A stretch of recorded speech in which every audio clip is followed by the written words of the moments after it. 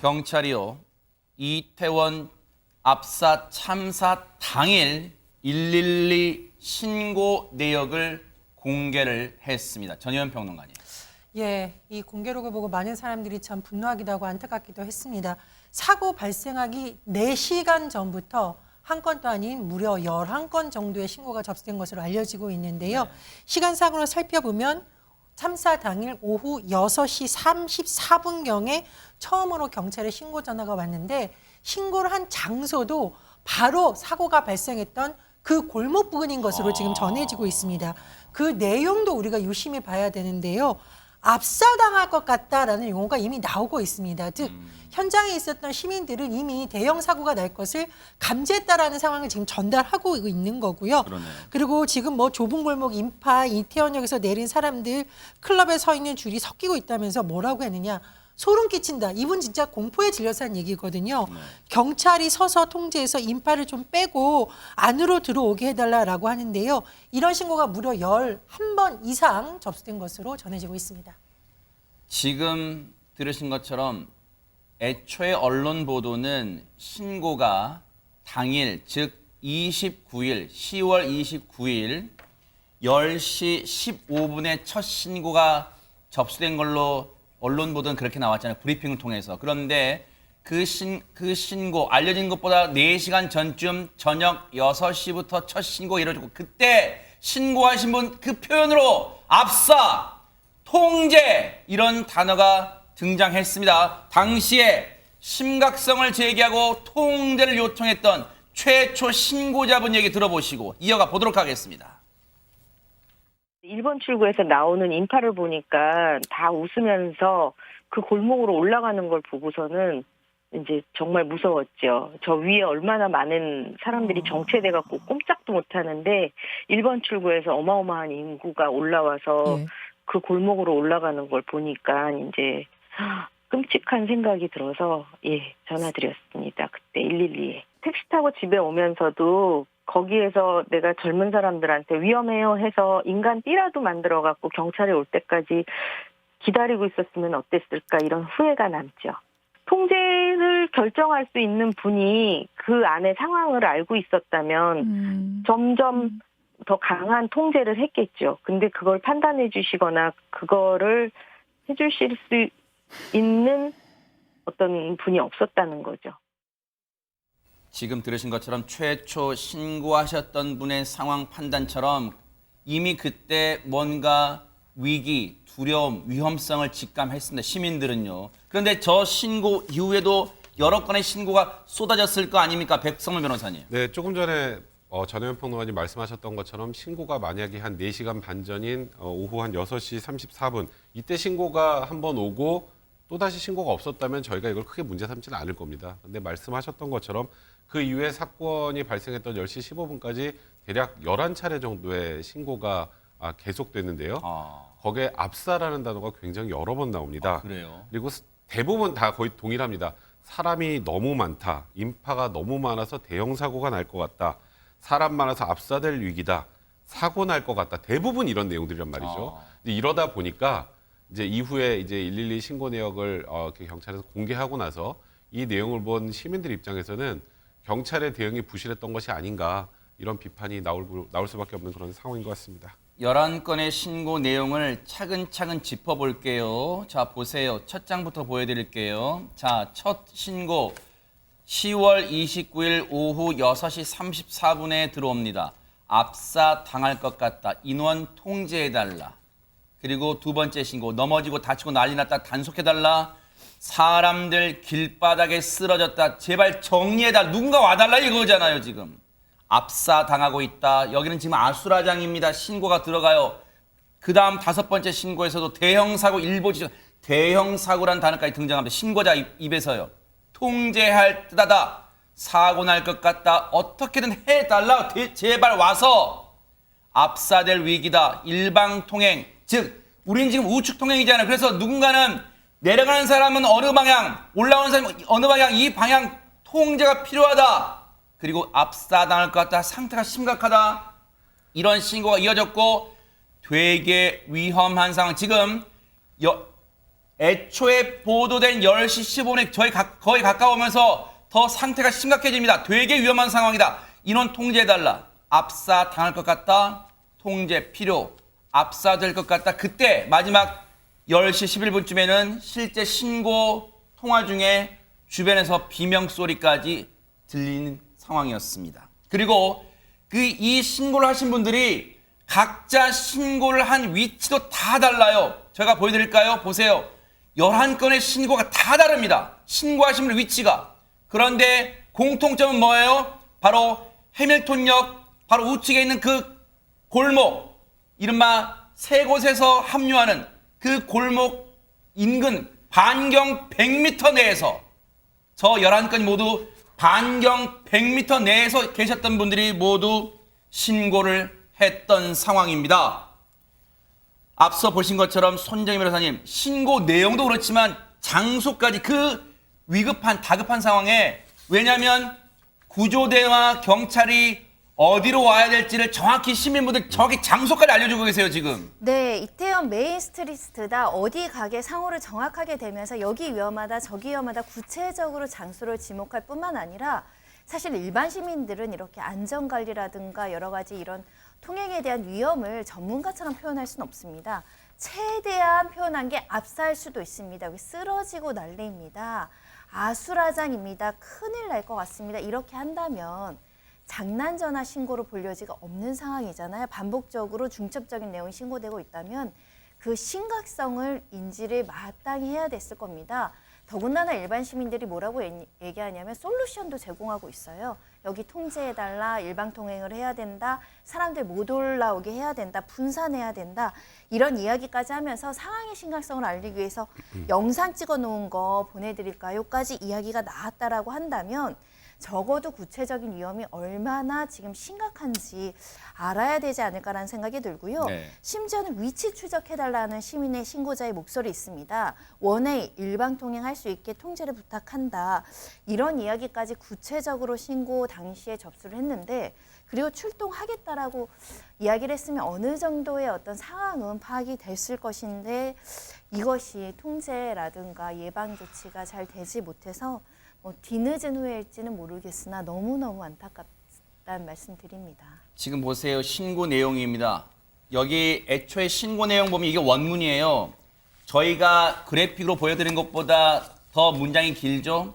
저희가 핵심 내용만 지금 뽑아드린 건데 제가 원문을 다 읽어봤는데 실제로 그 112 신고센터에 있는 경찰 또는 신고 접수받는 분이 계속 물어봅니다. 구체적으로 부상자도 있다고 하니까 구체적으로 어느 정도 부상입니까? 물어보니까 그 신고하신 분이 너무나 답답하니까 미치겠네 정말 이런 표현까지 해요. 왜? 답답하잖아요. 빨리 와달라고 하는데 부상 정도가 어느 정도예요? 물론 그게 매뉴얼인지는 모르겠습니다만 경찰에 어느 정도 부상당했어? 이걸 계속 되묻고 있으니 미치겠네 정말 이런 표현까지 그 신고 녹취록엔 다 기록이 돼 있습니다. 전현평론가 위험한 순간인데 1분 1초가 시급을 다투는 순간이잖아요 지금. 네, 최초 신고가 6시 34분이었다고 합니다.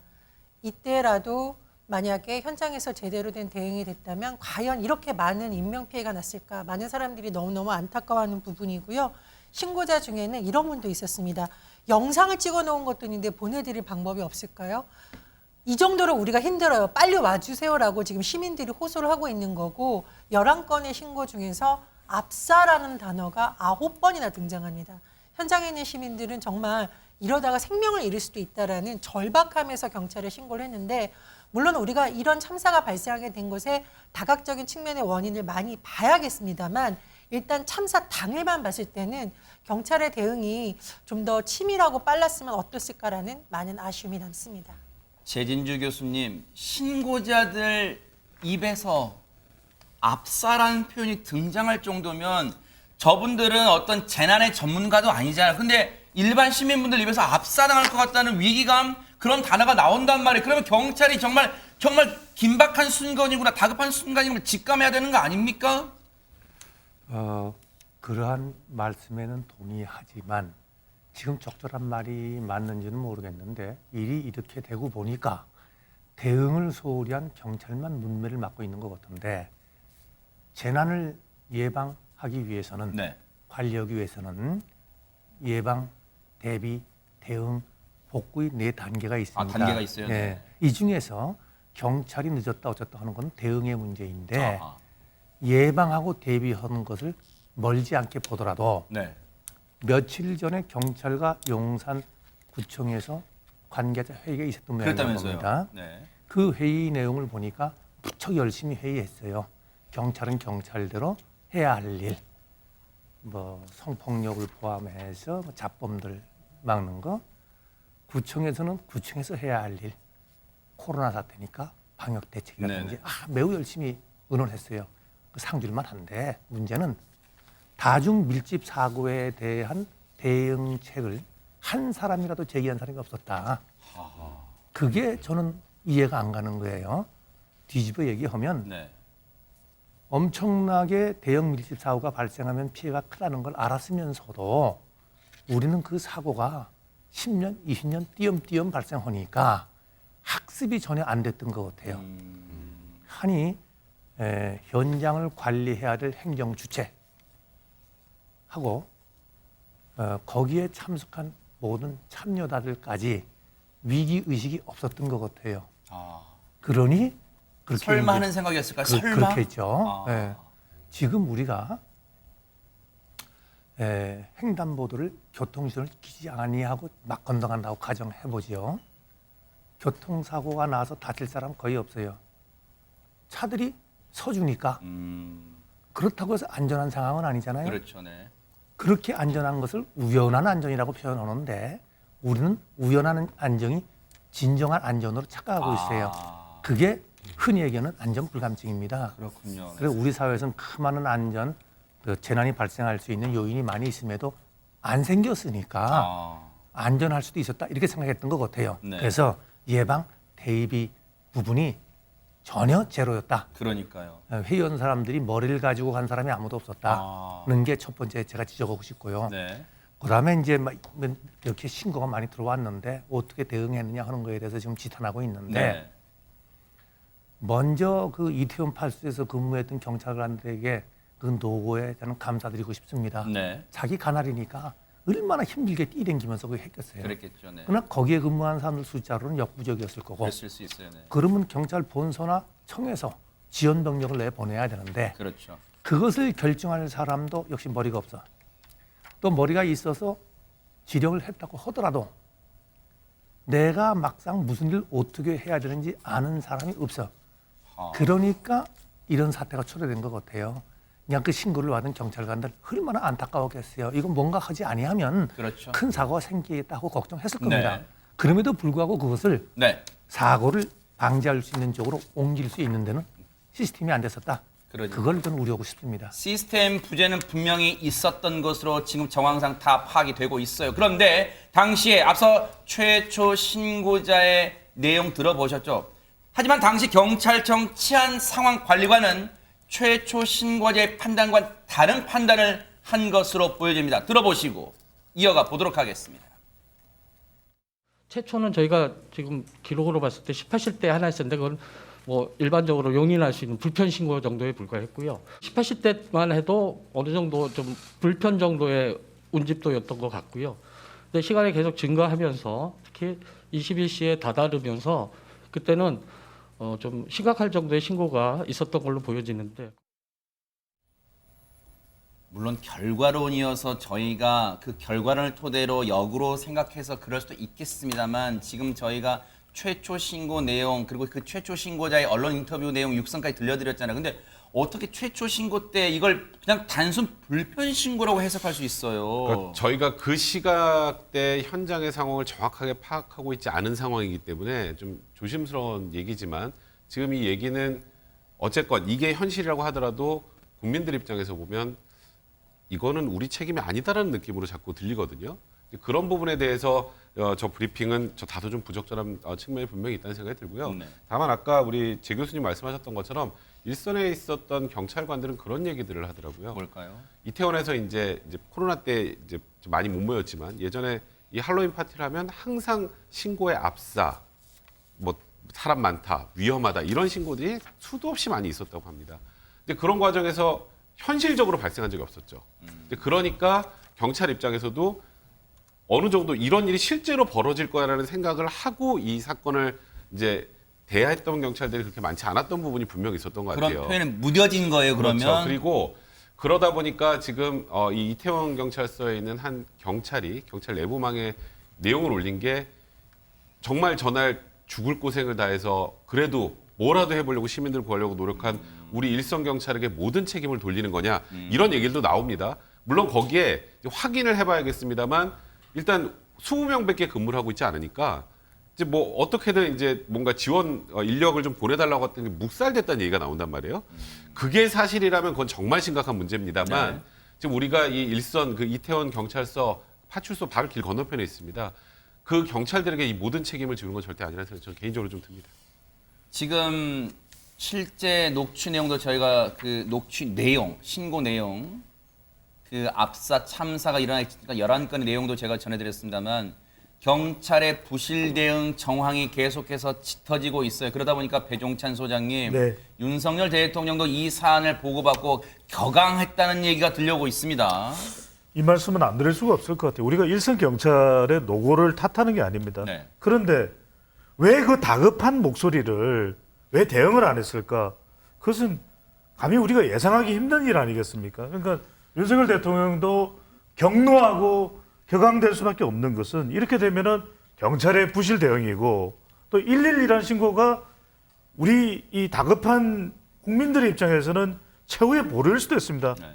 저 힘듭니다. 큰일 났습니다. 근데 그 전화에 대응을 하지 않는 그 반응을 보고서 대통령도 격노할 수밖에 없고 또 하나 우리 방송을 통해서도 분석 의견을 들었는지 모르겠는데 29일이 아니라 28일에도 이태원 경찰서도 그렇고 신고 전화들이 있었다는 거예요. 그랬다면서요, 네. 그런데 왜 그러면 28일 내용이 있었다면 적어도 29일에 사람이 좀 나가 있었더라면 현장에 누군가가 상주하고 있었더라면 그러니까요. 보면서 이건 안 되겠다. 그래서 저는 지금 국가수사본부가 압수수색까지 들어간 배경이 뭡니까? 이 분노한 민심 때문일 겁니다. 그러니까 지금 말씀하신 것처럼 경찰청이요, 서울지방경찰청과 서울 용산경찰서에 대해서 이 참사와 관련해서 지금 압수수색을 들어갔습니다. 오늘요. 뭔가 지금 경찰의 부실 대응 정황을 더 면밀히 들여다보고자 하는 거겠죠. 그런데 이번 참사에 대해서 실제 해외 이 외국인들도 사망자가 있습니다. 다수. 그러다 보니까 해외에서도 많은 걱정과 관심을 쏟고 있는데 그러다 보니까 한덕수 국무총리가 외신 기자들 직접 만나서 어제 설명했어요. 근데 이 자리에서 어떤 상황이 벌어졌는지 한 영상으로 보시고 이어가 보도록 하겠습니다. Where government described the situation to be nobody's fault. Thank you very much.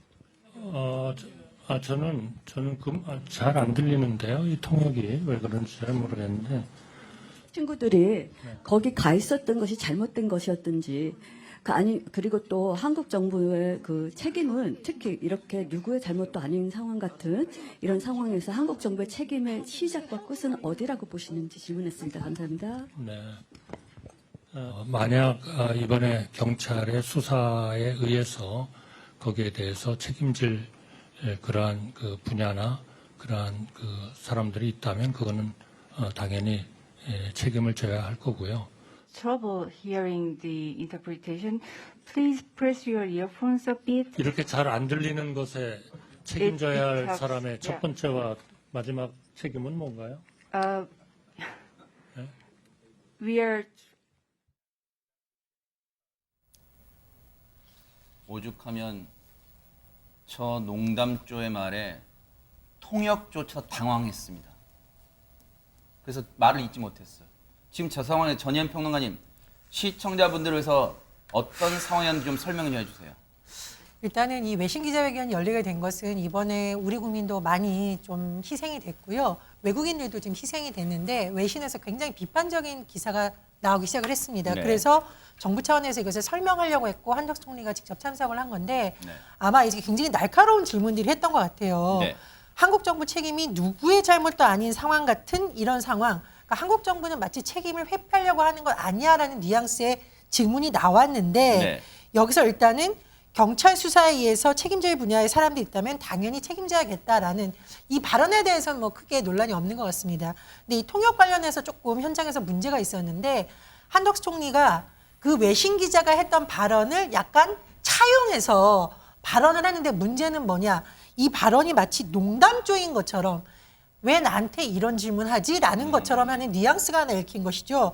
이렇게 통역이 잘 안 들리는 것에 책임져야 될 사람의 첫 번째와 마지막 책임은 뭔가요? 이것은 외신 기자가 했던 한국 정부 책임의 시작과 끝은 어디란 말을 차용한 거거든요. 네. 문제는 뭐냐면 보통 우리가 이게 화기애애한 분위기여서 상대방의 한 질문을 그대로 받아서 하면 웃을 수 있는 상황이지만 네. 국가 애도 기간 더군다나 이번 사태에 있어서 너무나 중책을 맡고 있는 총리가 외신 기자들 앞에서 이런 농담조의 말을 한 데다가 또 일부 언론 보도를 보면은 웃는 듯한 모습도 지금 보도가 됐습니다. 그래서 많은 국민들로부터 지금 가족을 잃은 유가족의 심정을 헤아린다면 네. 매우 부적절했다 이런 지적이 일고 있는 상황입니다. 지금 이 그림에 잠깐 나왔습니다만 외신 기자 이 브리핑 현장에서 논란됐던 건 백성민 변호사 이뿐만이 아니었던 것으로 지금 전해지고 있는데 어떤 내용입니까? 그러니까 일단 이번 이태원 사고와 관련해서 그러니까 지금 우리 정부는 현재 그냥 사고라는 입장입니다. 그러니까 인시던트라고 영어로 보통 쓰죠.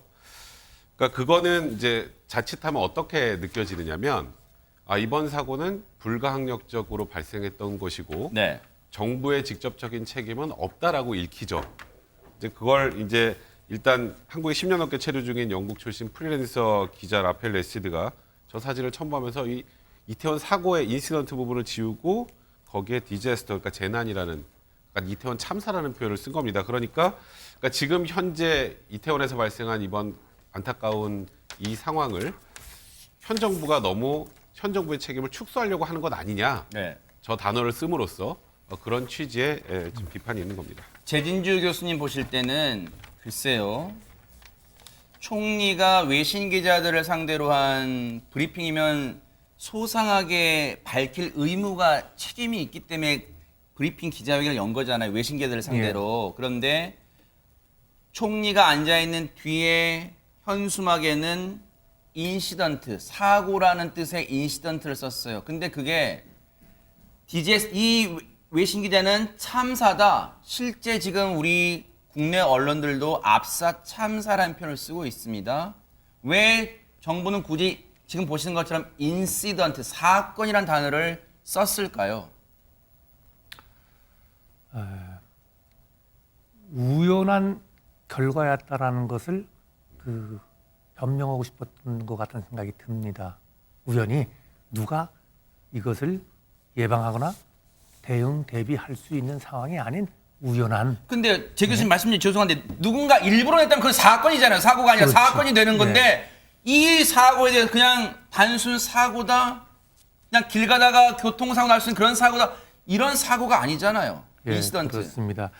그래서 지금 그냥 학술적으로 보면 재난이라고 하면 큰 사고를 재난이라고 한다라고들 표현하니까 인시던트로 했든 디제스터로 했든 그건 전 두 번째 생각하고 싶고, 이 내용 중에 지금 가슴이 깝깝했던 부분은 수사 결과 책임질 사람을 찾아서 책임을 물리겠다. 그렇게 생각이 없는지 모르겠는데요. 어떤 부분일까요, 또? 책임질 사람을 찾다니요. 당연히 재난및 안전관리 기본법에는 네. 국가나 지방자치단체의장은 책임지도록 돼 있고, 네. 경찰관 직무집행법 제5조 볼 것 같으면 당연히 경찰관이 할 일이 있어요. 네. 그러니까 책임자는 찾았어요, 이미 법에. 네. 수사 결과 그 책임이 깊이를 어디까지 물을 것이냐를 정하겠다. 이렇게 표현해야 옳다고 봐집니다. 마치 네. 수사 결과 책임자를 찾겠다고 하는 것은 우리는 책임질 사람 없다, 잘못 없다 라는 쪽으로 빠져나갈 수도 있는 구멍을 맹긴 것 같아요. 네. 이 부분에 대해서 한덕수 총리의 저 발언에 대해서 이재명 대표도 경악할 만한 장면을 봤다면서 일가를 했습니다. 아주 신랄하게 비판한 거예요. 그런데 이태원 참사와 관련해서 그동안 말을 아껴왔던 이 사람도 참사 사흘 만에 어제 공식 입장을 내놨습니다. 사과 기자회견을 한 건데 한번 들어보시고 이어가 보도록 하겠습니다. 시민의 생명과 안전을 책임지는 서울특별시장으로서 이번 사고에 대해 무한한 책임을 느끼며 깊은 사과의 말씀을 드립니다. 어저께 찾아뵀던 국립의료원에 20살 딸을 두신 분이 어제 위로의 말씀을 전하자 우리 딸은 살아날 거다 그렇게 믿고 있다 그렇게 말씀을 하셨는데 오늘 아침에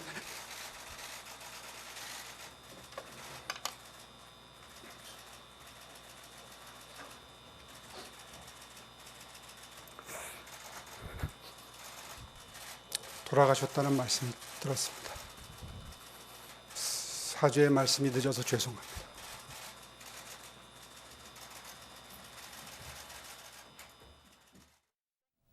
오세훈 시장이 기자회견 있고 나서 뭐 인터넷상에는 여러 가지 단어가 이제 결합된 뭐 오세훈 막 올라오기도 했어요. 근데 해외 출장 중에 예정보다 하루 일찍 왔어요. 이 사고 소식 듣고. 근데 재진주 교수님 이 회견 보셨을 거예요? 어떻게 보셨어요? 일단 여러 가지 말들은 나오고 있습니다만. 저도 다른 장소에서 인터뷰를 하다가 이 나라의 장래가 촉망되고 동량이 될 젊은 이들이 저 세상으로 갔다는 거에 대해서 무척 가슴이 아팠습니다. 그래서 저도 인터뷰를 하다가 말고 사실 눈물이 많이 나왔거든요. 네. 오세훈 시장의 눈물을 보니까 만든 눈물 같지는 않습니다. 하다 보니까 마음이 격해져서 진심으로 운 것 같아요. 그런데 우는 거는 그건 개인적인 사정이고 이러한 일이 생기지 아니하도록 자치단체의 장으로서 예방, 대비하는 데 마음을 썼어야 되지 않느냐. 저는 그 말씀밖에 드릴 게 없습니다. 네. 참사 지금 그 아픔, 고통, 충격은 여전히 가시지 않고 있고요. 유가족들 마음을 더 아프게 하는 그런 곳이 있잖아요. 전현 평론가님. 주인을 잃고 지금 쌓여있는 유실물이 1.5톤이라고 합니다. 아마 현장에서 워낙 많은 인파가 있었고 본인의 물품조차도 제대로 챙기지 못했던 많은 사람들이 있다는 것을 그대로 보여주는 물품인 것으로 보입니다. 가방이 124개고요. 옷도 있었다고 하죠. 258개, 신발은 무려 256컬레라고 합니다. 유실물센터를 11월 6일까지 24시간 운영한다라고 하는데요. 언론 보도를 보면 저 유실물을 찾기 위해 왔던 가족들이 딸이 입었던 옷을 부둥켜 안고 울거나 친구의 휴대폰을 찾아가면서 통곡하는 모습들이 보입니다. 전 국민들이 너무 마음 아파하고 있는데요. 모두가 철저한 수사 규명과 예방책을 말하고 있는데 말에서 그치지 않고 부디 다시는 이런 일이 일어나지 않도록 정말 현실에서 그렇게 진행이 되었으면 합니다. 희생자 유족분들의 고통은 이루 말할 수 없죠. 어떻게 말로 표현할 수 있겠습니까? 그렇지만 생존자, 살아남으신 분들의 고통도 정말 클 것 같아요. 사실 지금 저희 뉴스 파이터를 보고 계시는 시청자분들, 그냥 이 현장에 없었던 분들도 굉장히 지금 가슴 먹먹하고 힘들지 않습니까? 그런데 그 당시 현장에서 그렇게 고통받고 사람이 사망하는 걸 보거나 옆에서 다치고 자기도 거기에서 죽음의 공포를 느꼈던 사람들, 그분들은 지금 그때 그 상황을 평생 잊을 수 있을까요? 정말 걱정이 많이 됩니다.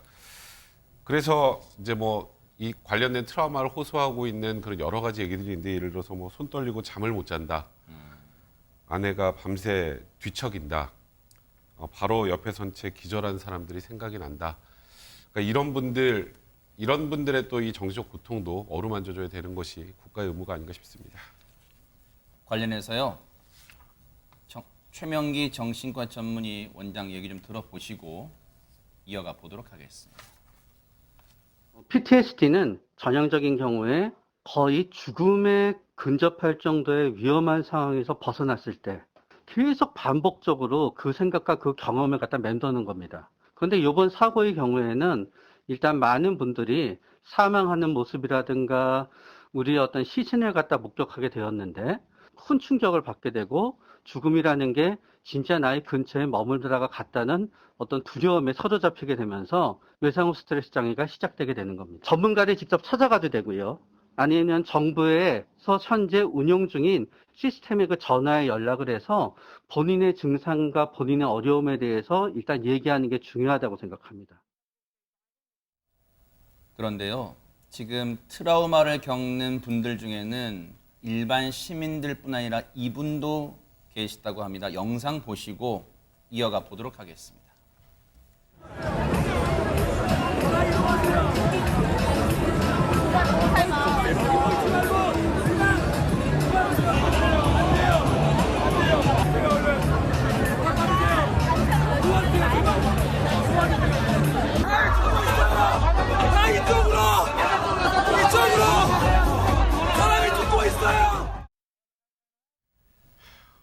저분이요, 이태원 파출소는 바로 그 인근입니다. 바로 코앞에 있습니다.